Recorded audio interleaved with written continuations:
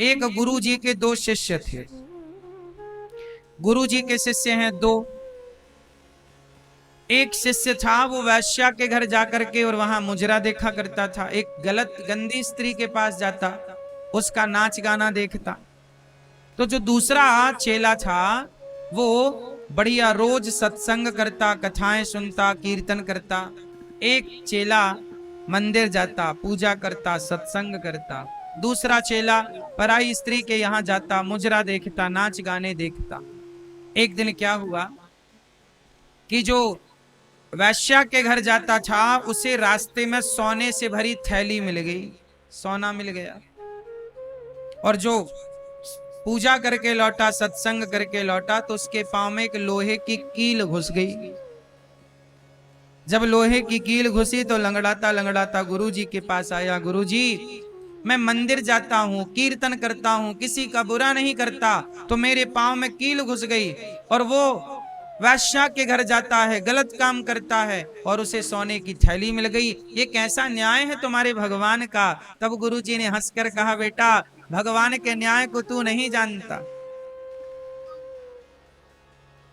भगवान के न्याय को भगवान ही जान सकते हैं। कैसा न्याय है गुरुजी? गुरुजी बोले, बेटा, तुम केवल वर्तमान को जानते हो, प्रेजेंट को समझते हो, जबकि भगवान तुम्हारे बीते हुए कल को और आने वाले कल को भी समझते हैं। कैसे गुरुजी? तब गुरुजी ने कहा कि बेटा, उसे जो सोने की थैली मिली है ना, वो पिछले जन्म में बहुत पुण्यात्मा था। आज के दिन उसे कहीं का राजा बनना था। आज उसके भाग्य में राजा बनना लिखा था, पर उसने एक वैश्या की संगति करके, गलत काम करके अपने सारे पुण्यों को गवा दिया। और राजा तो बन ना सका, पर थोड़ा सा सोना मिल गया उसे।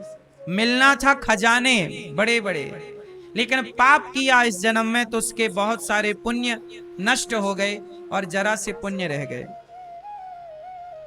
इतना सा सोना मिला है, जबकि आज उसे क्या बनना था? राजा। और जो तुम हो ना, आज तुम्हारी जीवन लीला समाप्त होने वाली थी, आज तुम्हारी मृत्यु होने वाली थी, पर तुम भगवान के भक्त हो, तो भगवान ने तुम्हारी भक्ति को देखकर, तुम्हारी शरणागति स्वीकार करके, तुम्हारी मृत्यु को भगवान ने कृपा करके एक लोहे की कील में तब्दील कर दिया। जरा सा तुम्हें चोट लगी, जरा सा तुम्हें ठोकर लगा और तुम्हारी मृत्यु बदल गई। यदि आपके जीवन में थोड़ा संकट आए तो समझ लिया करो कि संकट तो बहुत बड़ा आने वाला था, पर जो तुमने कुंभ स्नान कर लिया, जो तुमने पुण्य कर लिए, उस पुण्य से तुम्हारे संकट जरा सा होकर के गुजर गए, छू करके निकल गए, टच करके निकल गए। हाँ या ना? तो भक्ति का हमें फल मिलता ही मिलता है, निश्चिंत रहिएगा। अच्छा बताओ, द्रौपदी ने भगवान कृष्ण की कलाई में अपनी साड़ी के पल्लू को फाड़कर कुछ हिस्सा ही तो बांधा था, कुछ धागे ही तो बांधे थे। हाँ या ना? धागा बांध दिया ना द्रौपदी ने। कन्हैया की जब कलाई पर चोट लगी तो तुरंत द्रौपदी ने साड़ी फाड़ी और कन्हैया की कलाई पर लपेट दिया। कन्हैया ने कहा, बहन, तुमने अपनी महंगी साड़ी मेरी कलाई के बहते खून को रोकने के लिए बांधी है। यदि तुम्हारे जीवन में कभी संकट आया तो जितने धागे तुमने मुझे दिए हैं बहना, एक एक धागे की कीमत चुकाने आऊंगा जरूर, मैं तुम्हारा ऋणी हो गया। देखो जरा, धागे की कीमत चुकाई कि नहीं? भगवान कभी किसी का ऋण लेते नहीं। यदि आप भगवान को कुछ देते हैं तो भगवान उसका सवाया कई गुना करके वापिस करते हैं। इसलिए कहता हूं कि जीवन में चाहे होनी होए अनहोनी होए, भगवान के आश्रित रहिएगा। ये सब खेल उसी का है। मेरा जीवन और मेरी मृत्यु किसके हाथ में है? बोलो। 6 चीजें भगवान के हाथ में होती हैं। कौन कौन सी? 6 चीजें भगवान के हाथ में है। हानि, बोलो हानि, बोलो हानि। लाभ, जीवन मरण यश अपयश किसके हाथ में है? भगवान के हाथ। इसलिए कहता हूं कि जीवन में हानि होए तो परेशान ना होइए, हानि उतनी ही होगी जितनी होनी है। लाभ कितना भी प्रयास कर लो, लाभ उतना ही होगा जितना विधि ने विधाता ने तय कर रखा है। हानि लाभ ईश्वर के हाथ में, मेहनत आपके हाथ में, मेहनत तुम करो, तू कर्म कर फल मैं दूंगा, कर्मण्येवाधिकारस्ते मां फलेषु कदाचन। तू कर्म कर, तेरे हाथ में कर्म है, फायदा कितना नुकसान कितना ईश्वर। हानि लाभ जीवन मरण, कितने साल का जीवन और कब मृत्यु होगी ईश्वर के हाथ में। और यश कितना आपका नाम होगा कितना अपयश होगा। इसलिए अपने हाथ में कुछ है ही नहीं, अपने हाथ में बस एक काम है कि अच्छे काम करो, समाज की सेवा करो और दिन भर श्रीमन नारायण जपो, दिन भर सीताराम जपो, दिन भर भगवान का नाम, ये अपने हाथ में। दिन भर नाम जपो, कीर्तन करो, समाज के लिए अच्छा सोचो, सबके लिए अच्छा करो, बस। बाकी जो हो रहा है ये सब ईश्वर का खेल है, वो भेजे तो आए, वो बुलाए तो जाएं, हमारा कुछ भी नहीं है। हर हाल में खुश रहना चाहिए। कोई ताने मारे कि तुम इतने बड़े भक्त थे फिर तुम्हारे घर में ऐसा क्यों हो गया, भाई जमाने का काम है कहना, कहने दो। हम भगवान के आश्रित हैं और भगवान के आश्रित होकर, अच्छा ये बताओ छोटा बच्चा किसके आश्रित होता है? जोर से, छोटा बच्चा किसके आश्रित है? माँ के आश्रित। माँ चाहे तो बच्चे को राजा बाबू बनाए और माँ चाहे तो 2 थप्पड़ जमाए। अच्छा ये बताओ, माँ गुस्से में 2 थप्पड़ मारती है कि नहीं बच्चे को? बोलो हाँ, हाँ या ना? मारती है ना? तो जब थप्पड़ मारती है तो क्या बच्चा माँ का आश्रय छोड़ देता है? बोलो। जब माँ 2 थप्पड़ मारती है ना तो रोते हुए माँ को ही देखता है बच्चा, हाँ या ना? जब छोटा सा बच्चा थप्पड़ खाकर भी माँ का आश्रय नहीं छोड़ता तो तुम्हारे जीवन में छोटे मोटे संकट आ जाएं, कभी कोई विपत्ति आ जाए तो उस संकट विपत्ति में भगवान का आश्रय क्यों छोड़ देते हो? रोते हुए भी उस ईश्वर की ओर ही देखो कि प्रभु आपके सिवा हमारा कौन है। 2 थप्पड़ मारती है माँ तो प्यार भी तो करती है, वही तो राजा बाबू भी बनाती है। ऐसे ही है, जो भक्त जीवन में थोड़ा संकट पाकर भगवान से दूर हो जाते हैं, भगवान फिर उन्हें राजा बाबू नहीं बनाते। और जो दुख विपत्ति पर भी भगवान के चरणों से लिपटे रहते हैं, भगवान उन्हें राजा बाबू बना देते हैं, भगवान उन्हें बड़ा बना देते हैं। ये मेरे आश्रित है। सुख दुख तो जीवन का खेल है, नियम है, घबराया ना करो, भगवान के सदा आश्रित रहो। आप सभी लोग भागवत सुन रहे हैं, तो भागवत क्या करते? अच्छा ये बताओ, गोपियां किसके आश्रित थी? बोलो। तड़पती रहीं, रोती रहीं, कृष्ण छोड़कर चले गए। एक मैया मेरे पास आई प्रश्नोत्तरी में कुछ दिन पहले, कहीं और की बात है, वो मैया मेरे से बोली, एक स्त्री बोली, महाराज मेरे पति जेल चले गए तो मैंने एक पराये आदमी से संबंध बना लिया। क्यों? बोले महाराज जी मजबूरी थी। हमने कहा कौन सी मजबूरी?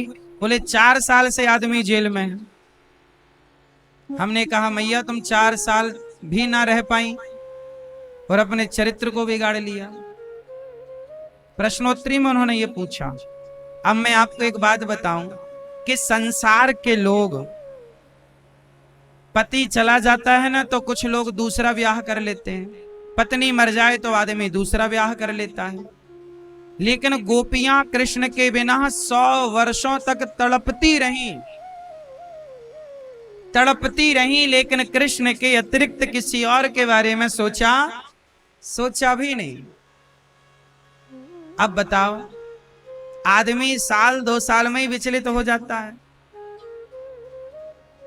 हाँ या ना? इंसान 2, 4, 10 साल में ही विचलित हो जाता है। शादी पत्नी चली पति चला के दूसरे ब्याह की तैयारियां व्यक्ति चालू कर लेता है। लेकिन गोपियां 100 वर्ष तक कृष्ण के लिए तड़पती रहीं। 100 क्या 1000 साल भी ना मिलते तो गोपियां उनके लिए तड़पती रहती, रोती रहती। लेकिन दूसरे के बारे में ये क्या है? इसे कहते हैं आश्रित होना। ये क्या है मेरी माँ? इस तरह के भक्त जब भगवान के इस तरह से आश्रित होते हैं तब जाकर भगवान कृपा करुणा करते हैं। इसलिए मेरी आपसे प्रार्थना है कि कोई कितना भी धन दे, कोई कितना भी कुछ कहे करे, लेकिन आपको कभी भगवान का आश्रय नहीं छोड़ना, भगवान के चरण नहीं छोड़ना। सही है मेरी माँ? एक भरोसा। किसके भरोसे मेरी माँ? एक भगवान के भरोसे। भागवत क्या करती हैं? भगवान के भरोसे कर देती हैं। जैसे आप और आपका परिवार, आप दोनों हाथ उठाकर भगवान से बस यही कहो कि हे प्रभु, ये दासी, ये परिवार, ये व्यापार, ये दास, हे प्रभु जो कुछ है ये आपका है और हम तो आपके आश्रित हैं। प्रिय भक्तों, आप आए हैं भागवत सुनने, आप सबका बहुत बहुत स्वागत, वंदन, सबका बहुत बहुत अभिनंदन। सबको जय श्री मन्नारायण, जय श्री कृष्णा, जय गौरी गोपाल, राधे राधे। कैसे हैं आप? जब आपसे कोई पूछे कैसे हैं आप तो कहा करिए प्रभु के आश्रित हैं। प्रभु के आनंद से, और जो उनके आश्रित है वो आनंदमय है। कोई आपसे पूछा कैसे हैं? प्रभु के आश्रित हैं। ठीक है, कैसे हैं? किसके आश्रित हैं? भगवान श्रीमन नारायण के आश्रित हैं हम। भगवान श्री कृष्ण, भगवान श्रीमन नारायण, श्री सीताराम जी के आश्रित हैं हम तो उन्हीं के आश्रित हैं। हमारा कौन है उनके सिवा? ओ लाल मैया, कहां वहां देख रही हो? बताओ, बैठी कथा में हो, देख पीछे रही हो आप। सुनो मेरी माँ, जन्माद्यस्य जन्म आदि यस्य जन्माद्यस्य, भगवान का प्राकट्य हुआ। भगवान मतलब भगवान कितने होते हैं? क्यों क्यों मैया? मैया, लाल मैया, भगवान कितने होते हैं? क्या नाम है एक भगवान का? क्या नाम है? हाँ, क्या नाम भगवान का? एक भगवान है। क्या नाम है उनका? उनका नाम है भगवान श्रीमन नारायण। उन्हीं को नारायण कहते, उन्हीं को लक्ष्मी नारायण कहते हैं, उन्हीं को विष्णु कहते हैं। क्या कहते हैं? विष्णु नहीं, विष्णु पाउडर नहीं, विष्णु। अरे मैया, विष्णु पाउडर कह रही है मैया। विष्णु क्या नाम है? विष्णु विष्णु विष्णु। तो विष्णु उन्हीं का नाम है हरि। क्या नाम है? बोलो विष्णु। पीली मैया, होगी पंचायत। बोलो विष्णु। विष्णु, नारायण, हरि, उन्हीं का नाम है राम, उन्हीं का नाम है कृष्ण, उन्हीं का नाम है नरसिंह, उन्हीं का नाम है वामन, उन्हीं का नाम है धनवंतरी, उन्हीं का नाम है कच्छप, उन्हीं का नाम है मत्स्य। 24 अवतार हुए ना, उन्हीं का नाम है हयग्रीव। हमारे भगवान का नाम है गोविंद, उन्हीं का नाम गोविंद, गोपाल, मनमोहन, मदन मुरारी, राघव, रघुनंदन, दशरथ नंदन, कौशल्या नंदन, उन्हीं का नाम है जगन्नाथ। क्या नाम है? उन्हीं का नाम क्या है? जगत के नाथ हैं जगन्नाथ। उन्हीं का नाम है जगन्नाथ, उन्हीं का नाम है द्वारिका नाथ। क्या नाम है? द्वारिकाधीश। क्या बोलते हैं? उन्हीं का नाम है बिहारी जी, उन्हीं का नाम है राधा रमण जी, राधा वल्लभ जी, उन्हीं का नाम है गौरी गोपाल, उन्हीं का नाम है विट्ठल नाथ जी। क्या नाम है? उन्हीं का नाम है बद्री नारायण, उन्हीं का एक नाम है शिव। क्या नाम है? शिव। क्या नाम है? अब बताओ कितने भगवान हो गए? बोलो मेरी माँ। भगवान एक हैं, उनके नाम बहुत सारे हो गए। अच्छा, नाम क्यों बदले? नाम इसलिए अनेक हो गए क्योंकि भाषाएं अनेक थी। हमारे देश में कितनी भाषाएं बोली जाती हैं? हैं? बोलो। हमारे भारत में कितनी भाषाएं हैं? हमारे भारत में ही अनेक भाषाएं। हमारे भारत में एक कहावत है कि कोस कोस में पानी बदले और 4 कोस में वाणी। हर 4-5 किलोमीटर में, हर 10 किलोमीटर की भाषा अलग होती है। ये बात सही है कि गलत है? हर 10-15 किलोमीटर में भाषा, गुजरात की भाषा गुजराती है, महाराष्ट्र की भाषा मराठी है, बिहार की भाषा अलग है, पंजाब की भाषा पंजाबी है, हरियाणा की भाषा हरियाणवी है, राजस्थान की भाषा राजस्थानी है, मध्य प्रदेश में भी हिंदी है, बुंदेली है, मारवाड़ी है, अनेक भाषाएं हैं।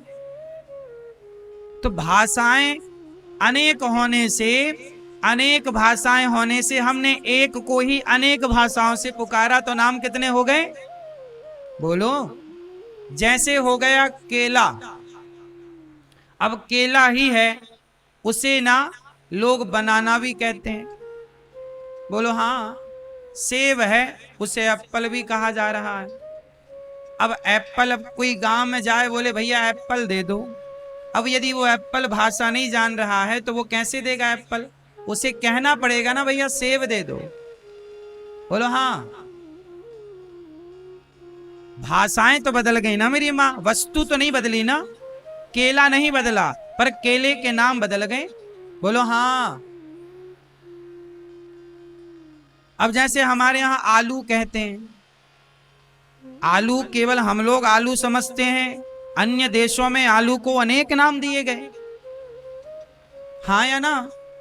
फिर आलू तो जस का तस है, सब्जियां तो जस की तस हैं, लेकिन उनके नाम बदल गए। उसी तरह भगवान एक ही हैं, अनेक भक्तों ने अनेक भाषाओं से अपने अपने ढंग से उन्हें पुकारा। तो कोई उन्हें राम कहकर बुलाया, तो किसी ने कृष्ण कहा, किसी ने नारायण कहा, तो किसी ने हरि कहा। जाकी रही भावना जैसी, प्रभु मूरत देखी तिन तैसी। एक ही भगवान को अनेक लोगों ने देखा, अनेक नामों से पुकारा। किसी ने उन्हीं को जगन्नाथ कहा, किसी ने उन्हीं को विट्ठल नाथ कहा, किसी ने उन्हीं को द्वारिका नाथ कहा, किसी ने उन्हीं को बिहारी जी कह दिया। बोलो हाँ कि ना? अब आप लोग कंफ्यूज हो गए कि बिहारी जी अलग हो गए, विट्ठल नाथ जी अलग, द्वारिकाधीश जी अलग, जगन्नाथ जी। कुछ भी अलग नहीं है। चाहे राम कहो, चाहे कृष्ण कहो, चाहे नारायण कहो, सारे नामों का मतलब एक है। बात सही है कि गलत है? कंफ्यूज हो गए लोग। अच्छा ये बताओ, गंगा मैया कहां से निकली हैं? बोलो। गंगा मैया कहां से निकली मेरी माँ? कहां से निकली? गंगोत्री से। गंगोत्री से निकलने के पहले कहां से निकली? कहां से? भगवान शंकर की जटा, भगवान शिव की जटा से निकलने से पहले गंगा जी कहां से निकली? कहां से? हिमालय से। बैठो बेटा बैठो। गंगा मैया का एक नाम है विष्णुपदी। क्या नाम है? क्या नाम है? विष्णुपदी। मतलब यह गंगा मैया कहां से निकली? भगवान के चरणों से। कैसे निकली? ये घटना तब की है जब राजा बलि के यहां वामन भगवान आए। कौन आए? जब राजा बलि के द्वार पर वामन भगवान, देखो वामन कौन है? वही नारायण। क्या बनकर आए? वामन। जब भगवान विष्णु, जब भगवान श्रीमन नारायण वामन बनकर आए तो राजा बलि से कितनी पग भूमि मांगी? हे राजन, हमें 3 पग भूमि दे दो। अच्छा 3 पग भूमि महाराज, थोड़ा ज्यादा ले लो आप, और ज्यादा भूमि ले लो। नहीं नहीं, हमें तो केवल 3 पग चाहिए। जब 3 पग लेने का संकल्प ले लिया और देने वाले ने देने का संकल्प कर दिया तो 3 पग में, पहले पग में उन्होंने क्या नापा? पाताल, अतल, वितल, सुतल, तलातल, रसातल, महातल, पाताल, 7 लोक नीचे के नापे वामन भगवान ने। फिर 7 लोक ऊपर के जब नापे तो भगवान नारायण का पांव स्वर्ग को सबको नापता हुआ जब सत्य लोक में पहुंचा तो सत्य लोक में ब्रह्मा जी विराजते हैं।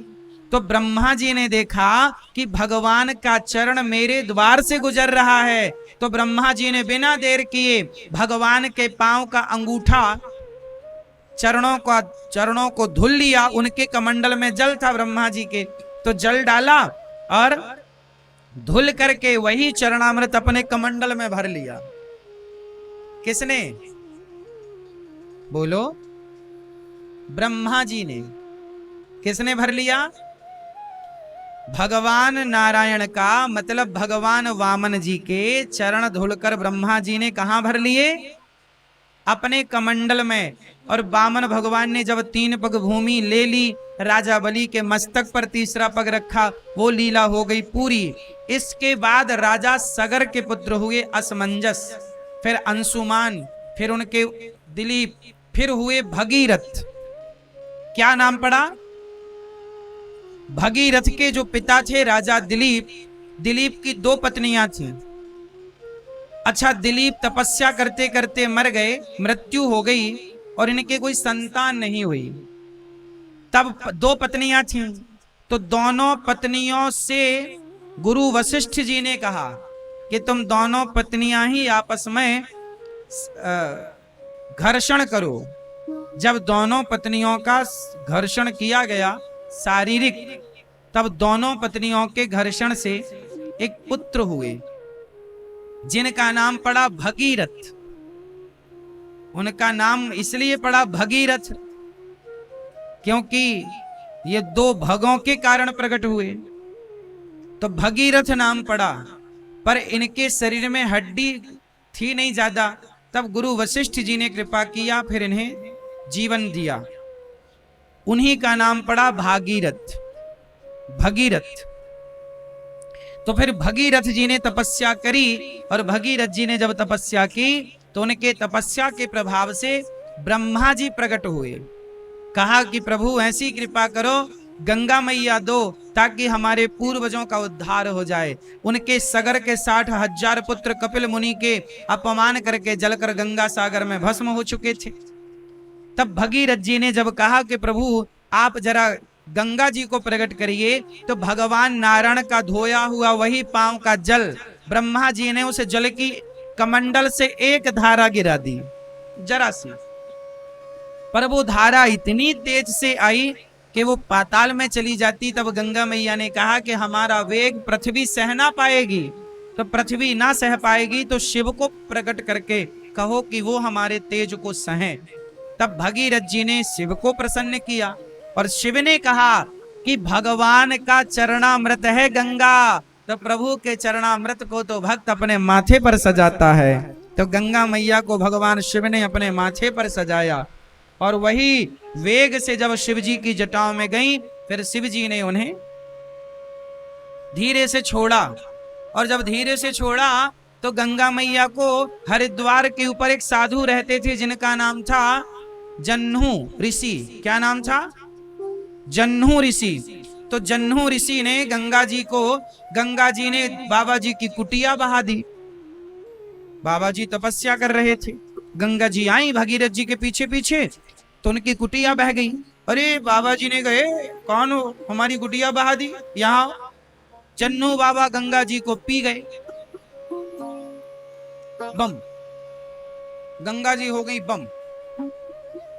अब भगीरथ जी बोले, हे भगवान, ब्रह्मा जी को प्रकट किया, शिव को प्रकट किया, और बाबा जी पी गए, पूरी गंगा पी गई। हे महाराज, हमारे पूर्वजों का उद्धार कैसे होगा, थोड़ा कृपा करो। तब जन्नू ऋषि ने अपनी जांघ से गंगा जी को प्रकट किया, इसलिए गंगा जी का एक नाम है जाह्नवी। गंगा मैया का एक नाम क्या है? जाह्नवी। फिर गंगा मैया वहां से चली तो आगे 7 हरिद्वार के ऊपर ना 7 बाबाओं की कुटिया थी, सप्त ऋषियों की। तो गंगा जी को लगा कि एक बाबा की कुटिया बहाई तो पी गई, यहाँ 7 साधु हैं, यदि बहा देंगे तो फिर तो निकलेंगे भी नहीं। तो गंगा मैया ने 7 संतों की कुटिया को बचाते हुए आगे बढ़ी, तो गंगा मैया की 7 धाराएं हो गईं। तो हरिद्वार के ऊपर गंगा मैया की कितनी धाराएं हैं? 7 धारा है। वो 7 ऋषियों को बचाने के कारण हो गई। फिर वही गंगा मैया जब चली तो चलती चलती चलती चलती जब वो प्रयाग पहुंची तो गंगा मैया के सामने प्रयाग में भी एक संकट आकर खड़ा हो गया। प्रयाग में गंगा मैया आगे नहीं बढ़ी, गंगा मैया हाथ जोड़ के खड़ी हो गई। किसके सामने? बोलो बोलो। यमुना मैया के सामने। क्यों? क्योंकि यमुना मैया कौन है भगवान की? जोर से, जोर से। यमुना मैया है भगवान की पत्नी। भगवान कृष्ण की चौथी कौन है? यमुना मैया भगवान कृष्ण की चतुर्थ पटरानी है। यमुना मैया कौन है? विरजा नदी। बैकुंठ में एक नदी है विरजा, वही विरजा महारानी भगवान कृष्ण की लीला के समय यमुना महारानी बनकर प्रकट हुई, और भगवान श्री कृष्ण की पत्नी है यमुना। यमुना मैया कौन है भगवान की? जोर से। अच्छा, यमुना मैया प्रयाग से पहले से जा रही थी, पहले से बह रही थी। तो प्रयागराज जी में जब यमुना महारानी का दर्शन हुआ तो गंगा मैया हाथ जोड़ के खड़ी हो गई। अच्छा, गंगा मैया है भगवान की दासी, भगवान के चरणों से निकली हैं, तो दासी है गंगा मैया और पत्नी है यमुना मैया। तो भाई दासी तो पत्नी का सम्मान करेगी। तो गंगा मैया हाथ जोड़ के खड़ी हो गई, हे मां आप आज्ञा करिए, मैं कहां जाऊं। तब यमुना मैया ने कहा, गंगा आ मेरे गले से लग जा। तब गंगा मैया को यमुना जी ने अपने गले से लगाया और गंगा मैया ने कहा, यमुना मैया ने कहा, बहन आज से आगे की यात्रा अब तू करेगी, आगे तेरे नाम से जाना जाएगा, मैं अपनी यात्रा यहीं पूरी करती हूँ। तो यमुना मैया की यात्रा प्रयाग में पूरी हुई और यहां से आगे किसकी यात्रा चालू हुई? यमुना मैया की आज्ञा से चालू हुई। किनकी आज्ञा से चालू हुई? हाँ, यमुना मैया की आज्ञा से चालू हुई। यहां एक तीसरी नदी भी है, जो जब माँ अपने बेटी के बालों में चोटी करती है, क्यों मैया आप लोग बालों की चोटी करती हो ना अपनी बेटी की या अपने पोती की, बहन की, तो चोटी करते समय कितने धाराएं निकालती हो बालों की? 3। जब बालों की 3 धाराएं निकालती हो और जब चोटी पूरी होती है तो दिखती कितनी धारा है? कितनी दिखती हैं? नहीं, चोटी तो एक दिखती है, लेकिन चोटी में ना वो 2 दिखती हैं। कितने ध्यान से देखना, किसी की चोटी उटी हुई? अब आप कल चोटी भी नहीं करते लोग, समस्या ये। चोटी में 3 धाराएं हैं, तीनों को जब मैया ऐसे ऐसे गूंदती है ऐसे ऐसे, तो उसमें दिखती कितनी है? दिखती 2 है पर होती 3 है। उसी तरह ये गंगा मैया को भी त्रिवेणी कहते हैं, त्रिवेणी संगम। यहाँ गंगा यमुना की 2 धाराएं तो दिखती हैं, पर चोटी में जैसे तीसरी होती तो है पर दिखाई नहीं पड़ती, ऐसे यहाँ पर माँ सरस्वती विराजमान तो हैं, पर हम सबकी नजर से परे हैं। उन्हें कोई ऋषि हो, कोई संत हो, कोई तपस्वी हो तो वो उनका दर्शन करें।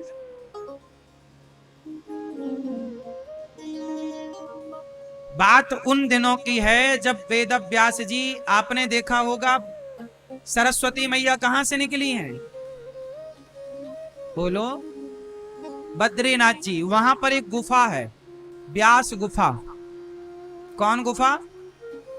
जहां पर वेद व्यास जी ने बैठकर 18 पुराणों की रचना की। वहां पर सरस्वती माँ बहती हैं और अच्छी बहती हैं। दास अनिरुद्ध ने भी दर्शन किया, आप में से बहुत लोगों ने दर्शन भी किया होगा। तो एक बार क्या हुआ कि सरस्वती माता, उनकी जो झलकोर थी, जो बहाव था, हिचकोले मार रही थी। तो व्यास जी कुछ लिख रहे थे, तो बार बार सरस्वती माता हिचकोलों से जल उनके ऊपर फेंक रही थी। तो व्यास जी ने कहा है, सरस्वती थोड़ा शांत रहो, मैं लेखन कर रहा हूं, तुम शोर कर रही हो, थोड़ा शांत रहो। अच्छा, वहां मैया का बड़ा शोर भी था आगे। तो पर सरस्वती माँ को पता नहीं क्या सूझा, वो लीला थी। सरस्वती माता हिचकोले मारती रही, हिलकोरे मारती रही और शोर बना रहा। व्यास जी ने गुस्सा में, क्रोध में आकर, अरे तुम बात नहीं सुन रही हो, हम लिख रहे हैं और तुम शोर कर रही हो और छींटे भी मार रही हो, पानी आ रहा, जाओ हम तुम्हें श्राप देते हैं, तुम अंदर चली जाओ जमीन के अंदर, तुम ऊपर ऊपर नहीं, अब अंदर अंदर रहना। तो व्यास जी के कारण सरस्वती माँ, फिर वहां से थोड़ी दर्शन होता है उनका, थोड़ा सा दर्शन होता है और उसके बाद से फिर वो धारा ऊपर की जगह नीचे से चल पड़ती हैं और वही धारा प्रयागराज जी पहुंचती हैं और यहां संगम होता है। इसलिए प्रयाग में कितने अक्षर हैं? प्रा या ग। प्रा मतलब छिपी हुई, प्रा मतलब पृथ्वी के नीचे छिपी हुई। कौन? सरस्वती। प्रा, या से यमुना, प्रयाग। गा से 3 अक्षर हैं और तीनों अक्षर तीनों नदियों का प्रमाण दे रहे हैं। प्रयाग, प्रा मतलब पृथ्वी पर छिपी हुई, पृथ्वी पर छिपी हुई माता सरस्वती। प्रा, या मतलब यमुना, गा मतलब, हाँ। अब देखो यहां पर तीनों का क्रम देखिएगा, पहले कौन है? पहले है सरस्वती, इसलिए प्रा। फिर दूसरे नंबर पर है यहां यमुना जी, या, प्रा, या। गंगा जी सबसे बाद में आई, भागीरथ जी के कहने से आई, उनके साथ आई, भगवान की चरण पदी है। तो गा आखिरी में है, प्रयाग आखिरी में क्या है? गा, गंगा। तो यहां पर मां भगवती यमुना जी ने गंगा मैया को अपने गले से लगाकर उन्हें सम्मानित किया, उनका मान बढ़ाया। ऐसे धाम में हम लोग बैठे हैं जहां गंगा, यमुना और मां सरस्वती का संगम है। देखिए, इसी संगम में आज हमारा और आपका भी संगम हुआ, मिलन हुआ। बोलिए प्रयागराज की, गंगा मैया की, यमुना मैया की, सरस्वती मैया की। ये है कथाएं तो अनंत हैं, क्या क्या हम आपको सुनाएं, क्या क्या हम आपसे कहें। तो प्रयागराज जी की बड़ी उत्कृष्ट महिमा है, बड़ी श्रेष्ठ महिमा है। कहा जाता है कि 1 माह को यहाँ कल्प मास कहते हैं। क्या बोलते हैं? कल्पवास। यहाँ के लोग क्या कर रहे हैं? कुछ लोग यहाँ कल्पवास कर रहे हैं। ये कल्प क्या होता है? हैं? कल्प क्या होता है मैं आपको बताऊं। पूज्य सदगुरुदेव भगवान की, देखिए कथा में भगवान का और भगवान के भक्तों का दरस परस हो, पूज्य गुरुजनों का दर्शन हो। श्रीमद जगत गुरु श्री रामानुजाचार्य स्वामी श्री घनश्यामाचार्य जी महाराज जी के श्री चरणों में दास अनिरुद्ध का कोटि कोटि नमन। कुछ दिन पहले पूज्य महाराज जी वृंदावन गौरी गोपाल आए और उन्होंने कहा कि प्रयाग में आप आओ, और इन्हीं की वाणी में मां सरस्वती बैठी और दास को प्रयाग आने का अवसर मिला।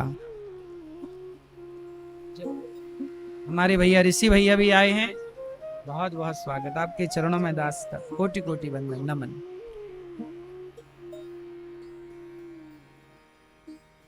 स्वामी राजा रामाचार्य जी भी आए हैं, एक बार सुंदर कर पूज्य सदगुरुदेव भगवान के लिए।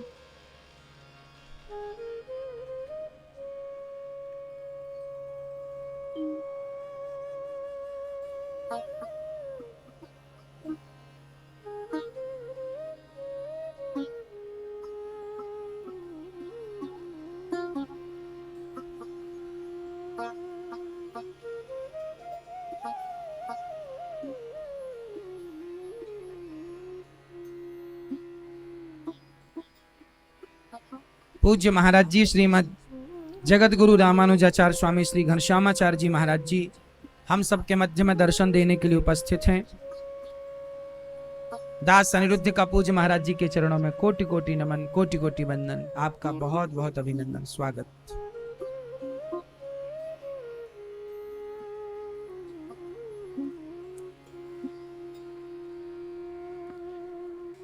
तो प्रिय भक्तों, आप लोग बहुत भाग्यशाली हैं कि प्रयागराज जी की पावन धरा पर हम सबको बैठने का, पावन दरस परस करने का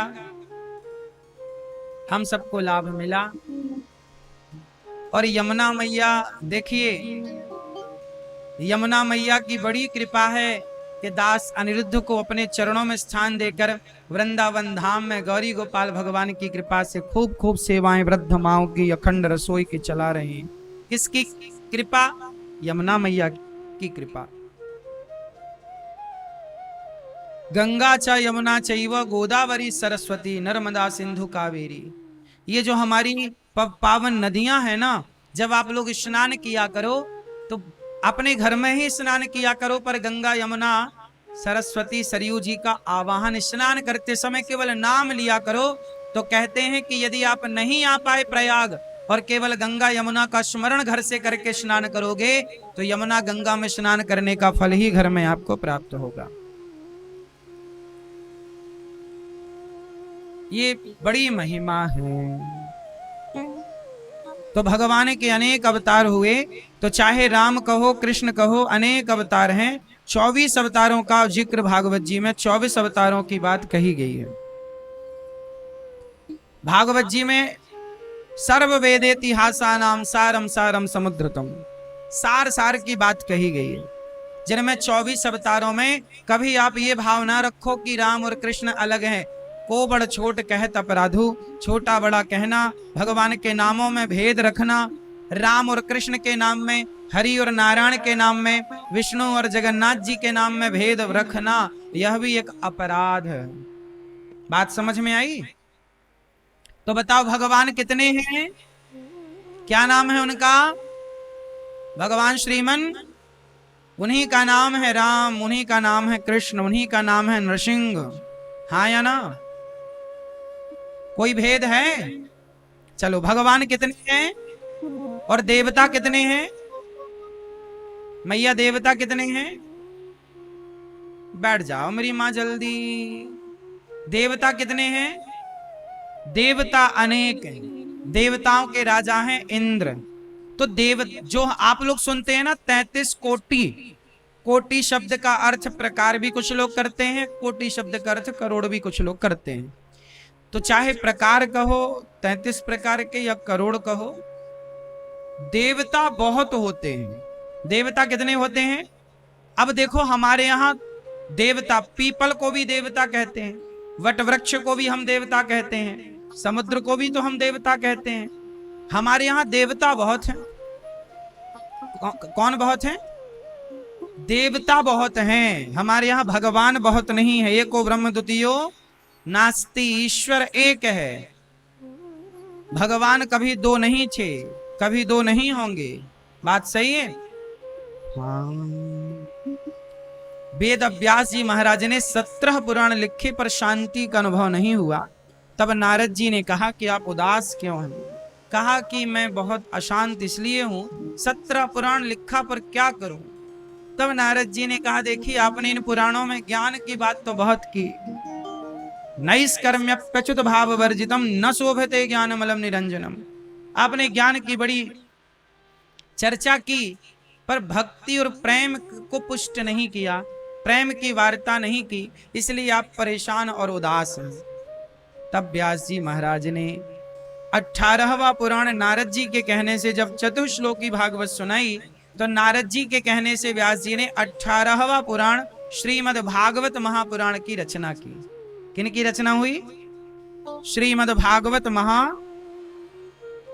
भागवत जी को महापुराण कहा गया है। जैसे कुंभ को क्या बोला गया? इस बार के कुंभ को महाकुंभ, क्योंकि 144 वर्ष बाद यह संयोग बना। ऐसे ही भागवत जी पुराण नहीं, महापुराण है। भागवत जी सामान्य नहीं है। कितना भी बड़ा पापी हो, भागवत सुनकर के वह मोक्ष का अधिकारी हो जाता है। ये भागवत जी के आश्रित होने का फल है। परीक्षित जी भागवत जी के आश्रित हुए, मोक्ष मिला। धुंधकारी भागवत जी के आश्रित हुए, मोक्ष की प्राप्ति हुई। व्यास जी महाराज ने 17 पुराण लिखे, अंतिम में 18वां पुराण लिखे, और तब भागवत जी लिखने के बाद व्यास जी को संतोष मिला, शांति मिली। भागवत जी में ही शांति है, इसलिए शांति पाना है तो भागवत जी सुना करो, सत्संग किया करो, भले थोड़ा ही, एक घड़ी आधे घड़ी आधे की पुनियाद।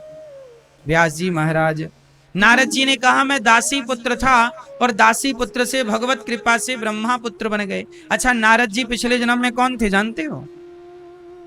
नारद जी पिछले जन्म में एक दासी के पुत्र हैं। इनकी माँ एक ब्राह्मण के यहाँ काम किया करती थी। संयोग से उन्हीं ब्राह्मण के यहाँ कुछ संत आए। कुछ और संत क्या थे? सनकादि ही थे। सनकादि ऋषि जब आए तो ऋषियों ने बड़े प्रेम से नारद जी को खूब बढ़िया कथा सुनाई, मंत्र दिया। नारद जी को संतों की बात अच्छी लगी। जब संत जन जाने लगे तो नारद जी भी विह्वल होकर संतों के पीछे पीछे जाने लगे। तब उनकी माँ ने कहा, बेटा तुम चले जाओगे तो हमारे पास कौन रहेगा? तब ऋषियों ने कहा कि तुम पुत्र हो, माँ का कर्तव्य पूरा करो, जब माँ नहीं होगी तब तुम आ जाना। नारद जी अपनी माँ के साथ रहे। कुछ दिन बाद माँ को सांप ने डस लिया, माँ की मृत्यु हुई और संतों के बताए मार्ग पर नारद जी महाराज चल पड़े। नारद जी को मंत्र दिया, उस मंत्र का खंड जाप किया और मंत्र का जाप करते करते जवानी और बुढ़ापा गुजर गया, लेकिन वो जिद नहीं छोड़ी कि मंत्र का जप करना है, भगवान को पाना है। और मंत्र के प्रभाव से इतनी सिद्धि मिल गई कि उन्हें एक आकाशवाणी हुई और भगवान का साक्षात्कार हुआ। नारद जी, बेटा तुमने इतना तप कर लिया, इतना तप कर लिया कि अब तुम ब्रह्मा के पुत्र बनकर ब्रह्मर्षि कहलाओगे। देवर्षि नारद जी, नारद जी देवर्षि नारद जी देवताओं के भी ऋषि हैं। क्या नाम पड़ा? देवर्षि। देवताओं के, देवताओं पर कोई संकट आता है तो वो तुरंत नारद जी के चरणों में जाते हैं। नारद जी, अच्छा ये बताओ, नारद जी के लिए बैकुंठ के, स्वर्ग के, मृत्यु लोक के दरवाजे खुले रहते हैं कि नहीं? बोलो हाँ या ना। क्या नारद जी के लिए बैकुंठ में कभी ताला लगता है? उत्तर दो मेरी माँ। नहीं? अच्छा ये बताओ, नारद जी के लिए बैकुंठ में कभी ताला नहीं लगता, स्वर्ग में कभी रोक टोक नहीं है, नारद जी कहीं आए कहीं जाएं, ये क्यों ऐसा है नारद जी के साथ? बोलो। क्योंकि नारद जी सदा भगवान का नाम जपते हैं। क्या जपते हैं नारद जी? नारद जी जपते हैं श्रीमन नारायण नारायण नारायण। श्रीमन्नारायण। क्या जपते हैं नारद जी? श्रीमन्नारायण। क्या जपते हैं? क्या जपते हैं? श्रीमन्नारायण। क्या जपते हैं? श्रीमन्नारायण का मतलब क्या हुआ? क्या मतलब हुआ श्रीमन्नारायण का?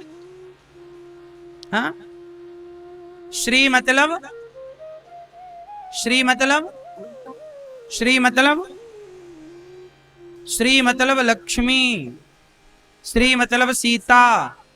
श्री यदि राम के आगे जुड़ा है तो श्री मतलब सीता हो जाएगा। श्री कृष्णाय वयम नुमः, यदि कृष्ण के आगे श्री जुड़ गया तो श्री का मतलब राधा हो जाएगा। और भगवान नारायण के आगे श्री जुड़ा है तो श्री का अर्थ माता लक्ष्मी हो जाएगा। तो लक्ष्मी और सीता और राधा ये अलग अलग, जैसे नारायण राम और कृष्ण अलग नहीं है, ऐसे ही राधा सीता और लक्ष्मी भी अलग अलग।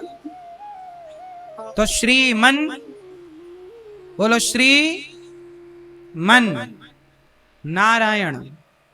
तो नारद जी क्या जपते हैं? श्रीमन नारायण, श्रीमन नारायण। मैया बैठो मेरी माँ, राधे राधे, बैठ जाओ। क्या जपते हैं नारद जी? श्रीमन नारायण। जब भगवान का नाम जपते हैं नारद जी तो देखो श्रीमन नारायण में हमारा मन कहाँ है? श्री मन नारायण। पहले माता लक्ष्मी है, आगे भगवान नारायण, बीच में कौन है? श्री मन। मन कौन? आपका मन। मन कौन? हम सबका। तो हमारा मन बीच में है, किस तरफ जाए तो लक्ष्मी जी के चरणों में गिर जाए, और इस तरफ जाए तो प्रभु नारायण के चरणों में गिर जाए, इसलिए मन को बीच में रखा है। यहां जाए तो लक्ष्मी जी पकड़ लें, यहां जाए तो नारायण प्रभु पकड़ लें। तो श्री आगे, मन बीच में और नारायण पीछे, श्रीमन नारायण। ठीक है? हाँ या ना? तो नारद जी नाम जपते हैं तो भगवान के द्वार सदा खुले रहते हैं। इसलिए मेरी माँ, कुछ भले ना आए जाए, नाम तो आता है लेना, खूब नाम जपा करो, खूब नाम कीर्तन किया करो। आप लोग प्रभात फेरियां भी निकाला करो अपने गांव में, अपने गली में, अपने मोहल्ले में। अब ये बूढ़े बूढ़े लोग जो है एक्सपायरी डेट वाले, अब क्या काम तुम्हारा? अब और कोई काम तो रहा नहीं। बढ़िया सवेरे जल्दी 5 बजे जाग जाओ और 5:30 बजे ठीक जागो, अपना कपड़े पहनो और कीर्तन कर लो। सवेरे 4-6 बूढ़े इकट्ठे हो जाओ, बूढ़ी बूढ़ी स्त्रियां इकट्ठी हो जाएं। काहे घर में तुम पड़ी रहती हो मेरी माँ? जाओ कीर्तन करो, पूरे गांव में कीर्तन करते हुए चलो। प्रभात फेरी करने से भगवान का नाम जिनके कानों में पड़ता है, नाम लेने वाला भी पावन होता है, और जिसके कान में प्रभु का नाम पड़ जाता है वह भी पावन हो जाता है। ये नाम है।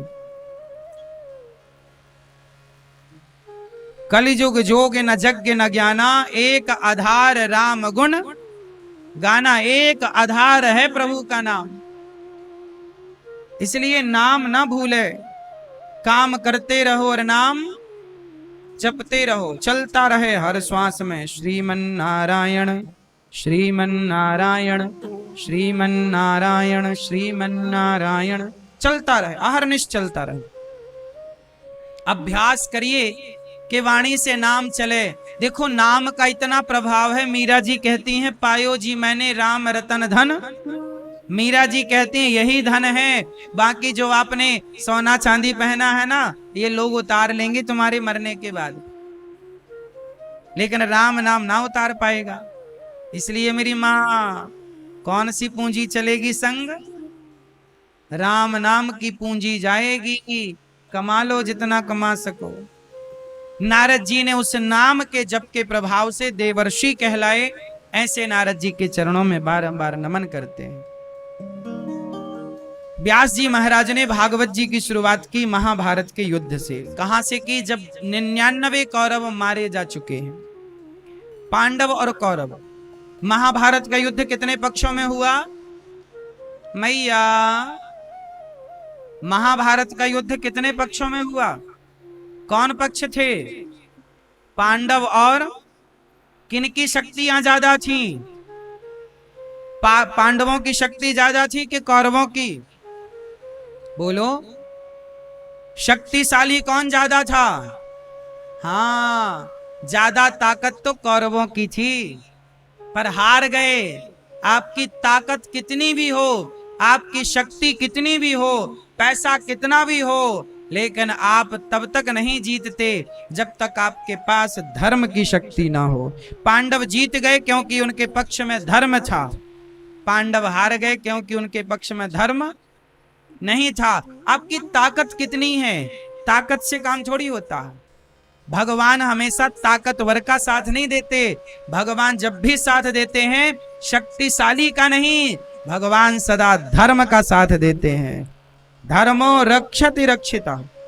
इसलिए मेरी माँ, आप ये मत सोचा करो कि वो ज्यादा पावरफुल हैं, बड़े पैसे वाले हैं। पैसे वाले तो कितने मिट गए, पैसे वाले का नहीं, धर्म का। धर्म किसकी तरफ?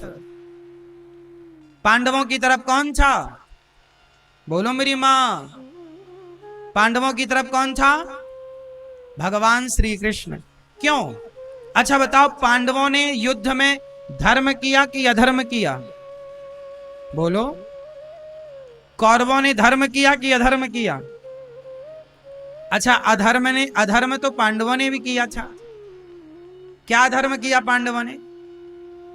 देखो, कुछ अधर्म की बातें मैं आपको बताऊं और कुछ धर्म की बातें मैं आपको बताऊं। अब ये डिसाइड करना पड़ता है कि हम किसका साथ दें।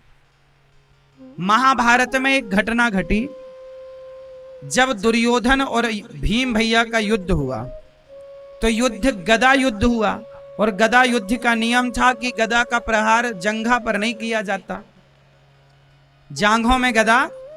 लेकिन भीम भैया ने गदा कहां मारी? जांघों में। और जब गदा जांघों में मार रहे थे, भीम भैया दुर्योधन की जंघा तोड़ रहे थे, तो दाऊ भैया आ गए, बलराम जी आ गए। ए भीम, क्या कर रहा है?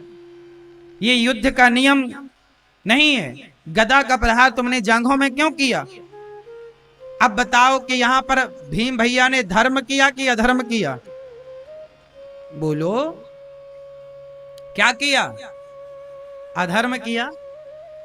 लेकिन अधर्म जब हो रहा था तो भगवान श्री कृष्ण खड़े थे कि नहीं? क्यों नहीं रोका? जब बलराम जी ने रोका कि ये अधर्म है, तब भगवान श्री कृष्ण बोले, दाऊ भैया, किसी पराई स्त्री को अपनी जांघों पर बिठाना क्या धर्म था? यही दुर्योधन है जिसने कहा, द्रौपदी, दुशासन इसके कपड़े उतार दो और मेरी जंघा पर लाकर बिठाओ। क्या किसी की स्त्री के कपड़े उतारना धर्म था? क्या किसी और नारी के, किसी और की स्त्री को, पराई स्त्री को भरी सभा में निर्वस्त्र करना धर्म था? क्या उसे अपनी जांघों पर बिठालना धर्म था? क्या कहना भी धर्म था? जब इसने धर्म का पालन नहीं किया तो इसके लिए भी धर्म का पालन नहीं किया जाएगा। अधर्मी को अधर्म से मार देना ही धर्म है। जहां जरूरत पड़ती है धर्म की, वहां धर्म से मारो। जहां जरूरत पड़ती है अधर्म की, वहां अधर्म से मारो। भगवान श्री कृष्ण का यही फंडा है। भाई, तुमने धर्म किया हो तो हम तुम्हें धर्म से मारे। सच्चाई तो यह है कि ये दुष्ट दुर्योधन धर्म की मौत मरने के लायक था ही नहीं। धर्म की मृत्यु सबके नसीब में कहां है साहब? धर्म से मरना भी तो सबके नसीब में नहीं है। धर्म की मृत्यु के लायक आप थे ही नहीं। तो बताओ, भीम भैया ने सही किया कि गलत किया? हाँ, तुमने भरी सभा में जब किसी के कपड़े उतारने में तुमने धर्म का मुंह नहीं देखा, धर्म का ख्याल नहीं किया, धर्म का आचरण नहीं किया, तो अब धर्म का मुंह दूसरा देखे क्यों उम्मीद करते हो? दूसरी बात, जब दानवीर कर्ण का पहिया रथ का जमीन पर धंसा तो भगवान कृष्ण बोले, अर्जुन जाओ, मारो, बाण मार दो। अरे प्रभु, ये गलत है। युद्ध का नियम है कि योद्धा रथ से नीचे हो तो उस पर प्रहार नहीं करना, और आप कह रहे हैं मार दो। भगवान ने कहा कि अर्जुन, जो हम कह रहे हैं तुम करो। सच्चाई तो यह है कि भगवान श्री कृष्ण जो कहते हैं वही धर्म है। अर्जुन बोले, प्रभु ये तो अधर्म है। आप गलत करा रहे हैं, वो योद्धा नीचे है, मैं कैसे बाण मार दूं? भगवान बोले नहीं, यदि तुम्हें लग रहा है कि तुम अधर्म करने जा रहे हो, तो इस कर्ण ने भी तो कहा था द्रौपदी तेरे 5 पति हैं, छठा मुझे बना ले। क्या किसी और की स्त्री को यह कह देना कि तेरे तो 5 पति हैं, मैं भी तेरा पति बन जाऊं, 6 हो जाए तो तेरा क्या बिगड़ जाएगा? क्या ये कह देना धर्म था? भरी सभा में जब द्रौपदी के कपड़े उतारे जा रहे थे, तब कर्ण को खड़े होकर नहीं कहना था दुर्योधन ये तुम गलत कर रहे हो? तब इन्होंने अधर्म का ही तो साथ दिया। जब अधर्म का पक्ष इन्होंने की लिया है, तो अधर्म का पक्ष लेने वाले को अधर्म से ही मार देना धर्म है अर्जुन। मार दो। यही सवाल बाली ने किया, कारण कवन नाच मोहि मारा, मैं बैरी सुग्रीव प्यारा। अच्छा एक बात बताओ, मैया मैया, ओ पंचायती मैया, हो गई पंचायत? क्या चल रही है पंचायत? सुनो, अच्छा एक बात बताओ, भगवान राम पर एक आरोप लगता है कि राम जी ने बाली को छिप करके क्यों मारा? लगता है कि नहीं? राम जी पर आरोप क्या लगता है कि राम जी ने बाली को छिप करके क्यों मारा? जानते हो छिप के क्यों मारा?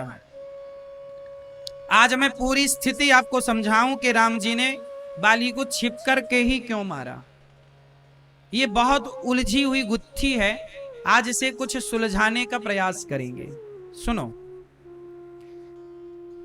सबसे पहले आपको यह जानना होगा कि राम जी और सुग्रीव की मित्रता हुई जब पहली बार हनुमान जी राम जी को सुग्रीव के पास लेकर आए, अग्नि की साक्षी करा के हनुमान जी ने सुग्रीव और राम की मित्रता कराई। सुग्रीव और राम कौन हो गए? जोर से, कौन हो गए? मित्र। कौन हो गए? सखा, मित्र हो गए। जो न मित्र दुख होहि दुखारी, तिनहि बिलोकत पातक भारी। राम जी ने कहा सुग्रीव मित्र, अब तुम हमारे मित्र हो, ये बताओ कि तुम इस जंगल में इस पर्वत पर क्यों रहते हो?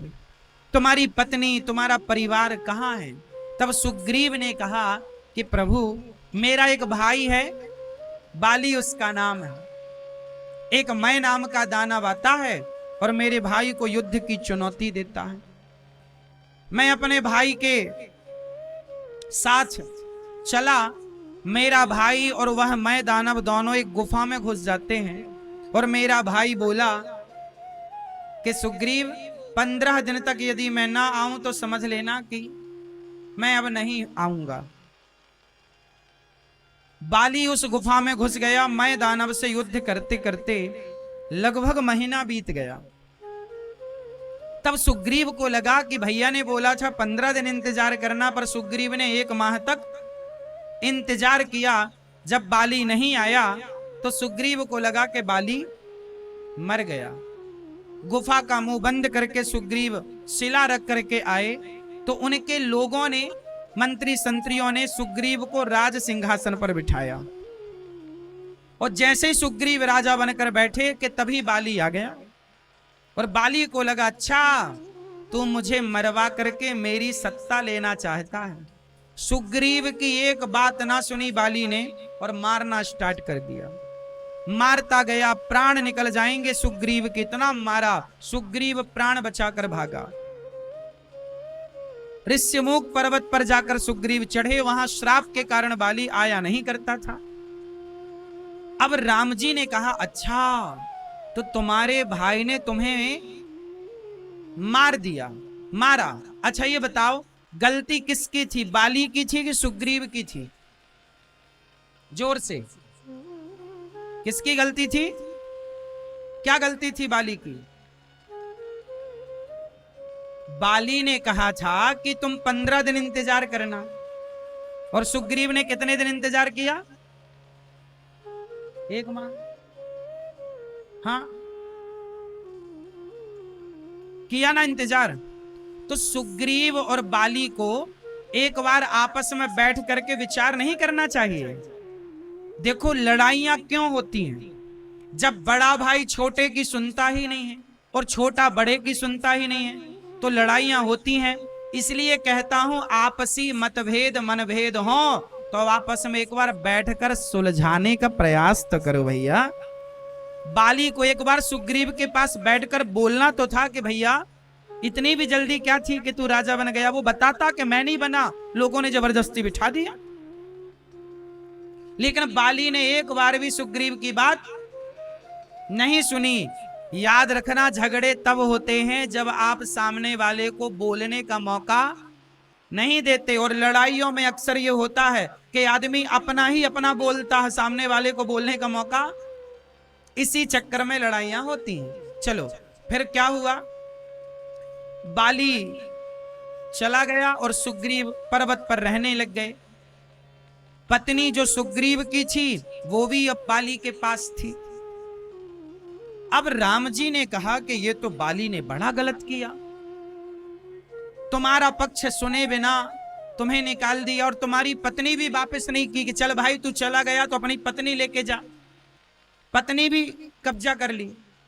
तब राम जी को गुस्सा आया और राम जी ने प्रतिज्ञा ली, सुन सुग्रीव, मित्र से कहा सुन सुग्रीव मारी हूं बाल ही एक ही बाण, ब्रह्म रुद्र शरणागत गए न उबरी ही प्राण। हे सुग्रीव अब मैं प्रतिज्ञा लेता हूं, बहुत ध्यान से सुनना। राम क्या ले रहे हैं? जोर से क्या ले रहे हैं? प्रतिज्ञा। कौन सी प्रतिज्ञा ले रहे हैं? बाली को एक ही बाण से मारूंगा। सुनो सुग्रीव मारी हूं बाल ही एक ही, एक बाण से मैं बाली को मारूंगा। और राम की प्रतिज्ञा दो बार नहीं होती। राम जो कह देते हैं सो कह देते हैं। तो राम जी ने प्रतिज्ञा कर ली। किसको मारने की प्रतिज्ञा की? जोर से, मारूंगा। चलो ये होगी ना प्रतिज्ञा। अब आगे चलते हैं। फिर क्या हुआ? राम जी ने सुग्रीव को भेजा, जाओ ललकारो। सुग्रीव गया, बाली को ललकारा। युद्ध के लिए बाली आया और सुग्रीव और बाली की फिर लड़ाई हुई। इस बार फिर सुग्रीव पिट करके आ गए। राम जी बोले, बाली सुग्रीव बोला प्रभु हमें पता था आप नहीं मार पाओगे, देखो आपने नहीं मारा, उसने हमें खूब मारा। तब राम जी ने कहा, एक रूप तुम भ्राता दो ते ही भ्रमते नहीं मारे सो। सुनो, तुम दोनों दिखने में एक से थे इसलिए मैंने नहीं मारा। अच्छा क्या भगवान को भी भ्रम हो सकता है? कदापि नहीं। पर भगवान को भ्रम किस बात का हुआ? जब सुग्रीव और बाली आपस में लड़ रहे थे तब राम अपने भैया भरत को याद करने लगे कि एक भाई मेरा है जो मेरे लिए अयोध्या का सिंहासन छोड़कर आ गया और एक भाई ये है जो दोनों आपस में लड़ रहे हैं। तो राम जी को भ्रम हो गया कि मैं कहीं त्रेता युग में हूं कि कलयुग में चला गया। ये कलयुग तो नहीं आ गया कि भाई भाई आपस में इस तरह। तो ये भ्रम हो गया कि राम जी को लगा मैं कलयुग में तो नहीं आ गया। दूसरी बार राम जी ने अपनी माला पहनाई और सुग्रीव युद्ध कर रहे थे बाली से। राम जी ने एक बाण मारा। अच्छा ये बताओ, जब राम जी ने बाण मारा तो छिप करके मारा। राम जी सामने से भी तो बाण मार सकते थे, सामने से खड़े होकर भी तो राम जी बाली से युद्ध कर सकते थे। अच्छा ये बताओ, राम जी ने सामने से बाण क्यों नहीं मारा? क्यों? मैया बैठ जाओ। मैया काहे खड़ी हो मेरी माँ? ओ वीडियो वाली मैया, बूढ़ी बूढ़ी माताएं भी आजकल वीडियो बनाने लग गई और सेल्फी लेने लग गई।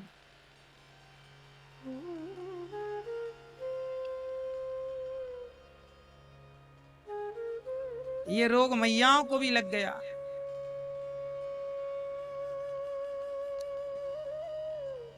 नहीं,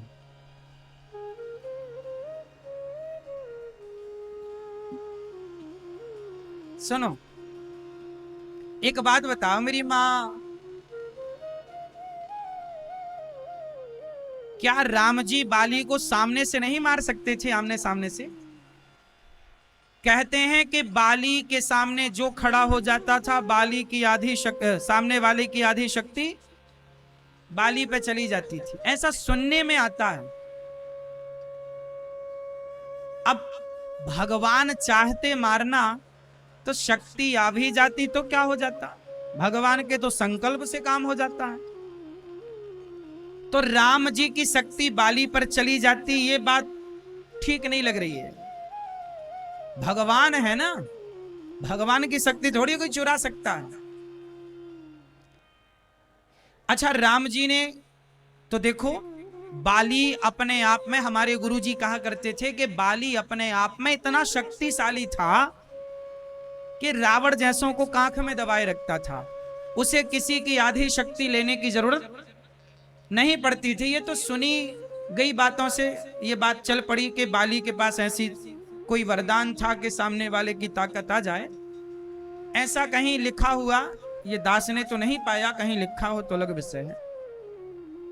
तो बात समझने की ये है कि राम जी की शक्ति आ भी जाती तो बाली तब भी मर जाता, क्योंकि राम जी देखो, हिरण्याक्ष ने कितना वरदान मांग रखा था, हिरण्यकश्यपु ने, ना दिन को मरू, ना रात के मरू, ना ऐसे अस्त्र से मरू, ना शस्त्र से मरू, ना ऊपर मरू, ना नीचे, ना 12 महीने में किसी महीने नहीं मरू। फिर भी भगवान नरसिंह ने मारा कि नहीं? तो भगवान के आगे चतुराई किसकी चलती है? तो बाली की चतुराई चल नहीं सकती थी। राम चाहते तो सामने से मार देते। अच्छा, राम जी के सामने एक समस्या थी। समस्या ये नहीं थी कि बाली कि राम जी की शक्ति बाली पे चली जाती, समस्या कुछ और थी। समस्या ये थी कि यदि राम जी बाली के सामने खड़े होते, बहुत ध्यान से सुनिएगा, यदि राम जी धनुष बाण लेकर के बाली को मारने बाली के सामने खड़े होते तो बाली क्या करता जानते हो? बाली तुरंत दौड़कर राम जी की शरण में आ जाता, क्योंकि बाली और राम जी की कोई दुश्मनी तो थी ही नहीं। क्या राम जी की बाली से कोई दुश्मनी थी? कोई विवाद था? एक दूसरे को जानते भी नहीं थे, पहली बार मिलना हो रहा है। जब राम जी की बाली से कोई दुश्मनी थी नहीं, बाली की दुश्मनी राम से नहीं है, तो बाली राम जी के चरण में चला जाता, प्रभु आप मुझे क्यों मार रहे हैं, मैं तो आपका हूं। अच्छा, एक बात बताओ, यदि बाली राम जी की शरण में आ जाता तो क्या राम जी बाली को मारते? क्योंकि राम जी का दूसरा वचन है कि सन्मुख हो ही जीव मोहि जबहि, यदि प्राणी मेरे सन्मुख आ जाए तो वो कितना भी बड़ा पापी हो, कोटि विप्र बध लागहि जाहु, आए शरण तजिए नहीं ताहु। करोड़ों ब्राह्मणों की हत्या करने वाला पापी भी शरण में आ जाए तो राम जी कहते हैं कि मैं उसका त्याग, राम जी का दूसरा वचन है कि जो मेरी शरण में आता है मैं कभी उसका त्याग नहीं करता। यदि बाली राम जी की शरण में आ जाता तो फिर राम जी बाली को ना मारते, नहीं मारते ना, क्योंकि राम जी का वचन है कि शरण में आए हुए को मैं मारता नहीं हूं। अच्छा, एक बात बताओ, यदि बाली शरण में आ जाता राम जी की और राम जी उसे ना मारते तो फिर सुग्रीव को दिया गया वचन झूठा हो जाता कि नहीं? सुग्रीव को कौन सा वचन दे चुके हैं कि सुन सुग्रीव मारी हूं बाल ही एक ही बाण, मैं बाली को मारूंगा। यदि राम जी बाली को नहीं मारते, वो शरण में आ जाता तो सुग्रीव क्या बोलता? अच्छा, राम जी ने हमें धोखा दे दिया, राम जी ने हमें। फिर सुग्रीव राम जी पर कौन सा आरोप लगाता कि इन्होंने तो मित्रता को कलंकित कर दिया, अपने मित्र को वचन दिया था मारूंगा और मारा नहीं, तो फिर मित्रता पे उंगली उड़ जाती। हाँ या ना? बात समझ में आ रही है? राम जी दोनों तरफ से अब फंस गए। यदि मारते हैं तो शरण में आए हुए को मार नहीं सकते, यदि बाली शरण में आता है तो, और नहीं मारते तो सुग्रीव कहेगा कि लो आपने वचन दिया था अपने मित्र को और देखो लगता है आपने बाली से हाथ इसलिए मिला लिया क्योंकि बाली ज्यादा शक्तिशाली है, आपकी पत्नी को ढूंढने में बाली ज्यादा मदद कर देगा। तो सुग्रीव सबसे ऐसा कहता तो कौन मुंह पकड़ता? इसलिए राम जी ने कहा कि भाई मैं बाली के सामने जाऊंगा ही नहीं, जाऊंगा ही नहीं तो शरण में आएगा नहीं, और शरण में आएगा नहीं तो फिर क्षमा नहीं करना पड़ेगा, इसलिए मार देता हूं ताकि जमाना ये तो पूछेगी कि राम ने छिप कर के क्यों मारा। अच्छा, अब राम जी पर दो आरोप लगने वाले हैं। पहला आरोप कि राम जी ने छिप के क्यों मारा, जो कि लगा, और यदि सामने से मारते और बाली शरण में आता तो फिर राम जी पर आरोप लगता मित्र को धोखा देने का। अब मुझे आप बताइए कि दोनों आरोपों को मैं तराजू में रख रहा हूं। एक आरोप राम जी पर यह है कि मित्र को धोखा दिया, और दूसरा आरोप यह है कि छिपके क्यों मारा। यदि तराजू में दोनों आरोपों को रखकर तौला जाए तो बताइए किस आरोप का पलड़ा भारी होगा? बोलो, कौन सा आरोप भारी होगा? कलंक, मित्र को धोखा देने का पलड़ा। इसलिए राम जी को लगा कि जमाना मुझे मित्र को धोखा देने वाला ना कहे, पीछे से क्यों मारा, समाज पूछता रहेगा, मैं कह दूंगा कि मित्र की रक्षा के लिए यदि धोखे से पीछे से भी मारना पड़े तो मैं भक्त का पक्ष लेता हूं, मैं भक्त का पक्षधर हूं। भक्त के लिए आगे पीछे से जहां खड़े होकर मारना पड़े मैं मारूंगा। इसलिए ये आरोप बना है आज तक कि राम जी ने छिपके क्यों मारा। तो राम जी ने कहा यही आरोप तो लगाएंगे दुनिया वाले, छिपके क्यों मारा, तो लगाते रहना, क्योंकि अब आरोप तो दोनों तरफ से लगते, तो मित्र को धोखा दे नहीं सकते, इसलिए मित्र को धोखा दिया नहीं जाता। अच्छा, अब बाली ने पूछा कि आपने मुझे क्यों मारा, अनुज बधू भगनी सुतनारी।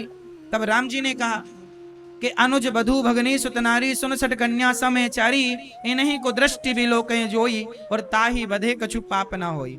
अच्छा, एक बात बताओ, बाली ने दुर्योधन को अधर्म से मारा, सुग्रीव, भीम भैया ने दुर्योधन को, भीम ने गदा कहां मारी, जांग में, तो भीम भैया ने दुर्योधन को कैसे मारा? अधर्म से। अर्जुन ने कर्ण को कैसे मारा? बोलो। अच्छा, कौरवों ने अभिमन्यु को कैसे मारा था? हाँ, जब आपने अधर्म किया है तो हमसे धर्म की उम्मीद क्यों कर रहे हो? तो राम जी ने बाली से कहा, बाली तुम ही बताओ, क्या अपने भाई की पत्नी को रख लेना धर्म है? तुमने अपने भाई सुग्रीव की पत्नी को रख लिया, क्या ये धर्म है? तो बाली बोला, मैं तो बंदर हूं, और बंदर का क्या धर्म, बंदर तो बंदर है। तब राम जी बोले, ना, तुम सामान्य बंदर नहीं हो, तुम सामान्य बंदर होते तो तुम्हें माफ किया जा सकता था। ये बाली कौन है जानते हो? इंद्र के अब पुत्र हैं। बाली कौन है? इंद्र के पुत्र हैं। और सुग्रीव कौन है? सूर्य पुत्र हैं। तुम सामान्य नहीं हो, तुम देवता हो, तुम बंदर के रूप में हो। जैसे हनुमान जी बंदर नहीं है, बंदर के रूप में है। जैसे गंगा नदी नहीं है, नदी के रूप में है। जैसे राम जी मनुष्य नहीं है, मनुष्य के रूप में है। ऐसे ये बाली बंदर नहीं है, बंदर के, हाँ, तो तुम सामान्य बंदर थोड़ी हो, तुम देवता हो, और तुमने एक भाई की पत्नी को रखा है तो तुमने गलत किया, तुम अधर्मी हो, और अधर्मी को अधर्म से मार देना ही धर्म है। अब तुम्हारे लिए क्या धर्म देख, सही है कि गलत है? क्यों जी, भगवान राम ने सही किया कि गलत किया? पापी को मार देना ही धर्म है। अब क्या तुम्हारे लिए आगे और पीछे देखें, सही है मेरी मां? तो कई बार अधर्म भी धर्म बन जाता है। बाली को मारना धर्म बन गया कई बार। अब जैसे भगवान कृष्ण ने धर्मराज युधिष्ठिर से कहा कि कह दो कि अश्वत्थामा मारा गया, जबकि अश्वत्थामा मारा नहीं गया था। कई बार झूठ बोलना भी धर्म बन जाता है। अश्वत्थामा नाम के हाथी को मार दिया गया, कह दिया धर्मराज ने कि अश्वत्थामा मारा गया, नरोवा कुंजरोवा। अब वो हाथी है कि आदमी, अब आप जानो। कुल मिलाकर के आपसे मैं ये कहूं कि धर्म की बारीकी समझने के लिए बहुत गूढ़ अध्ययन करना पड़ता है। कई बार सच बोलना धर्म तो है, पर कई जगह झूठ बोलना। जैसे कहते हैं कि गाय एक कसाई के हाथ से छूट गई, कसाई के हाथ से कौन छूट गई? और गाय आपके आगे से निकल गई। कसाई ने पूछा, भैया क्या हमारी गाय देखी है? आपको पता है कि गाय मिल जाएगी, ये काट देगा। अब आपसे पूछा गया कि गाय किस तरफ गई। यदि आप सच बोलते हैं कि गाय इस तरफ गई तो गाय की हत्या हो जाएगी। तो इस समय आपको सच बोलकर गाय की हत्या करा देनी चाहिए या झूठ बोल के उसका रास्ता भटका देना। भैया इस गई गाय इस तरफ है, और बता दिया किस तरफ गई, ताकि वो दूसरी तरफ चला जाए, ताकि गाय और दूर चली जाए और सुरक्षित हो जाए। तो यहाँ पर गाय की रक्षा के लिए यदि झूठ बोलकर उसकी रक्षा की गई तो बताइए ये पाप है कि पुण्य है? हाँ, तो कई बार झूठ भी पुण्य बन जाता है। इसका मतलब ये नहीं कि आप झूठ बोलने लग जाएं। नहीं, असत्य समपातक भुंजा लिखा है, असत्य सबसे बड़ा पाप है। असत्य सबसे बड़ा पाप है। लेकिन वह असत्य यदि गाय की रक्षा के लिए बोला जाए, किसी स्त्री सुनर्म विवाहे च वृत्यर्थे प्राण संकटे, कुछ जगह कहा गया कि इन जगह पर यदि झूठ बोल दिया जाए तो वहां पर पाप नहीं लगता। ये शुक्राचार्य जी की नीति है। हमारे धर्मावलंबी, हमारे ऋषि मुनि तो ये आदेश नहीं देते, पर शुक्राचार्य जी का आदेश है, ठीक है, वो भी एक ऋषि है।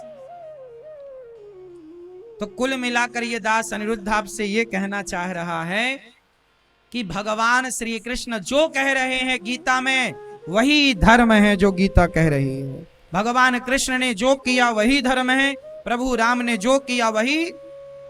इस पर कोई सवाल, कोई किंतु परंतु यदि है तो मैंने इतने सारे किंतु परंतु करके आपको समझाया, इसलिए ताकि जीवन में कभी किंतु परंतु खड़ा हो तो क्लियर रहे।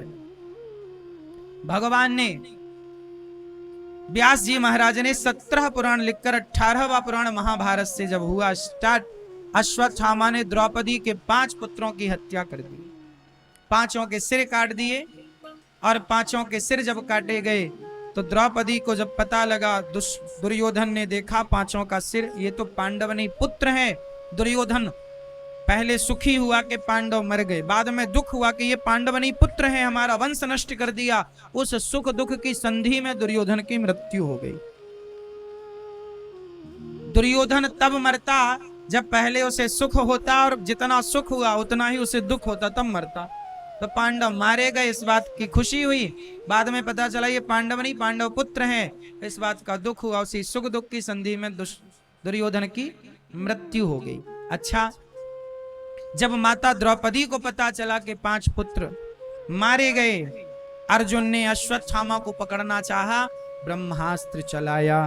भगवान की शरण में बिना देर लगाए अर्जुन ने कहा, हे प्रभु, हे कृष्ण कृष्ण, हे प्रभु, देखिए अश्वत्थामा ने ब्रह्मास्त्र चला दिया, प्रभु रक्षा कीजिए।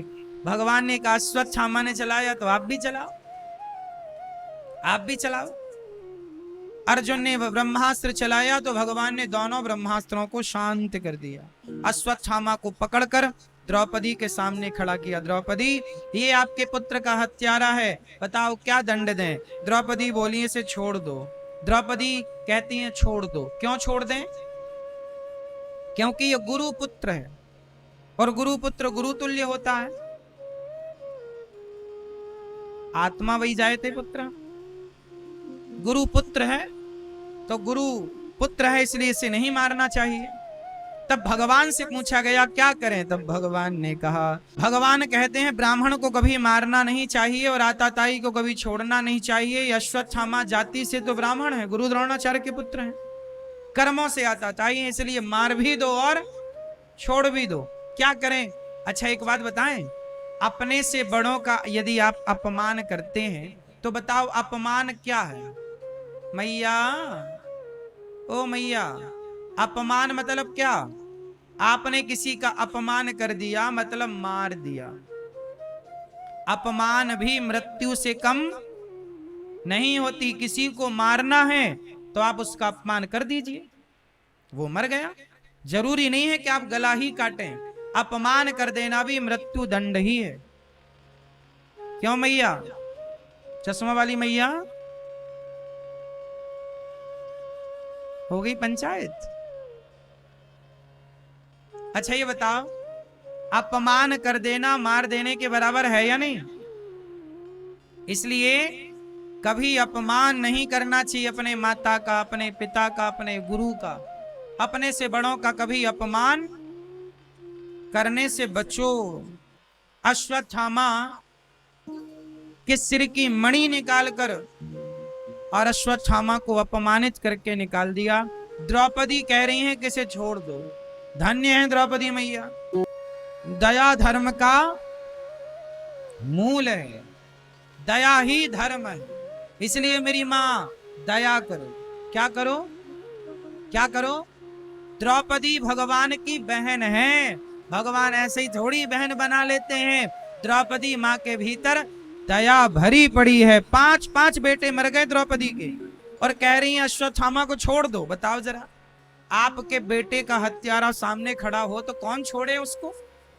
लेकिन द्रौपदी के अंदर दया, कहते ना धीरज धर्म मित्र और नारी आपतकाल परखिए चारी। धीरज धर्म, धर्म की कसौटी जब हम कसते हैं तो धर्म की कसौटी में आप खरे उतरते हैं, ये कब पता लगेगा? आपतकाल। धर्म, आप धर्मात्मा हैं कि नहीं, कब पता लगेगा? जब विपत्ति आपतकाल आएगा। तो द्रौपदी के 5 पुत्र मर गए और फिर भी वो हत्यारे को छोड़ने की कह रही हैं। ऐसा, इसका मतलब उनके अंदर नेचुरल दया है। क्या है? आजकल के लोगों के अंदर ना दया नहीं है। आप में से कितने लोग दयावान हैं जिनके अंदर दया है? हाथ उठाओ। दया है? अच्छा है, हम आपको प्रणाम करते हैं। अच्छा, आप लोग अंडा वगैरह खाते हो? और मांस, मुर्गी, मछली? क्यों भैया, आप खाते हो अंडा, मछली, मुर्गी, बकरा, बकरी? आप खाती हो मैया अंडा? पीछे वाले टोपा वाले भैया अंडा खाते हो? हाँ दादाजी टोपा वाले खाते हो? मुर्गी भी खाते हो? केवल अंडा?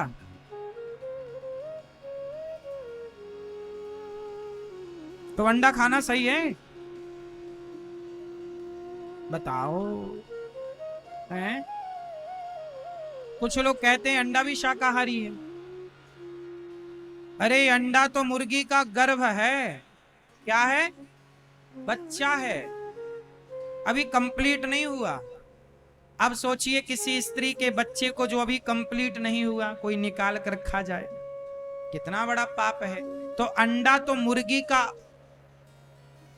बच्चा है ना, जो अभी प्रोसेसिंग चल रही है, पूरा प्रोसेस नहीं हुआ, बच्चा नहीं बना भी, आपने खा लिया तो वो पाप हुआ ना। इसलिए देखो, दया किसे कहते हैं? दया का मतलब है हम सनातनी लोग हैं, हम इतने दयावान हैं कि हम लोग अपनी चींटी को भी आसपास, मैया चींटी को भी आटा डालती है, चिड़िया को दाना डालती है। हम भारत के लोग इतने दयावान हैं, हमारे यहाँ एक त्योहार आता है नाग पंचमी। क्या होता है नाग पंचमी को? किसे दूध पिलाते हैं? अब बताइए, पूरी दुनिया में एक हिंदू सनातनी ऐसा है जो विष उगलने वाले नाग को भी दूध पिलाने का प्रयास करता है। दूध पिला, इतनी दया, यही सनातन धर्म की सुंदरता है। हम इतने दयावान लोग हैं कि जहर उगलने वाले सांप को भी हम दूध पिलाते हैं और उसका त्योहार मनाकर पूजा करते हैं नाग पंचमी। हम सनातनी लोग चिड़िया को दाना डालते। पहली रोटी किसकी?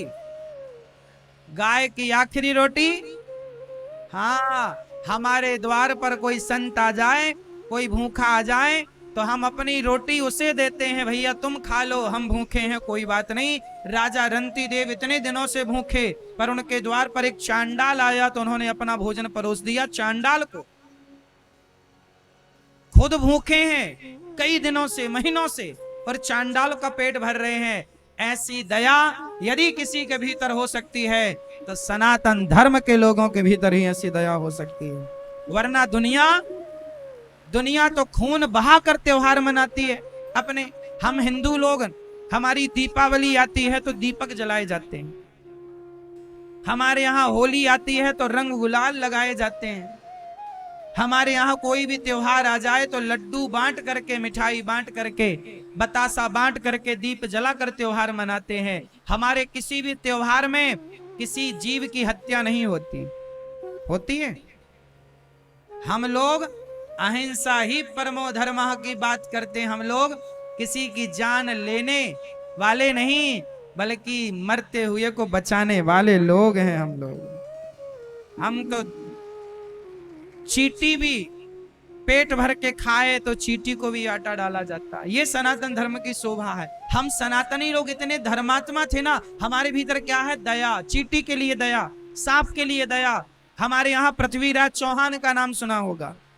पृथ्वीराज चौहान ने मोहम्मद गौरी को 16-17 बार क्षमा किया। कितनी बार? 17 बार हराया। चाहते हरा के गर्दन काट देते दुष्ट की, पर छोड़ दिया। जा 17 बार पृथ्वीराज चौहान ने मोहम्मद गौरी को छोड़ा।